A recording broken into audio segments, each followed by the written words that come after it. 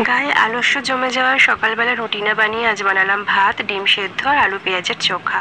দুপুরবেলা বানিয়ে এনেছিলাম বাটা মাছের সর্ষে দিয়ে ঝোল, এতে আমি আলু দিইনি, দিয়েছিলাম পটল।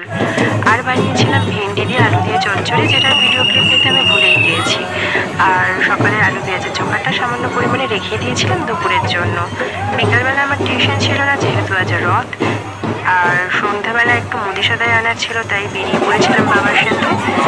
কেন কি বাবাকে একা ছাড়ছি না, যেহেতু ওনার শরীরটা ভালো নেই।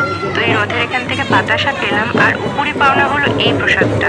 শিব মন্দির থেকে দেওয়া হচ্ছিল প্রসাদ হিসেবে পাঁপড় ভাজা আর একটা মিষ্টি কিছু বড়া। কিসের বড়া আমি ঠিক জানি না, তবে খেতে কিন্তু অমৃত ছিল। তো মন্দির থেকে প্রসাদ পেয়েছে, ভোলে বাবার দর্শন করাবো না তা হয়? ভোলে বাবার দর্শন করে নাও। এরপরে মুদি সদাই নিয়ে আর টুকিটাকি কাজকর্ম সেরে চলে গেলাম মোগলাইয়ের দোকানে। একটা মোগলাই পরাঠা নিয়ে নিলাম, আর এটা দিয়ে ডিনারটা সেরে নিলাম। ব্যাস, রথের বিকালটা আমার সারাদিন এভাবেই কাটে।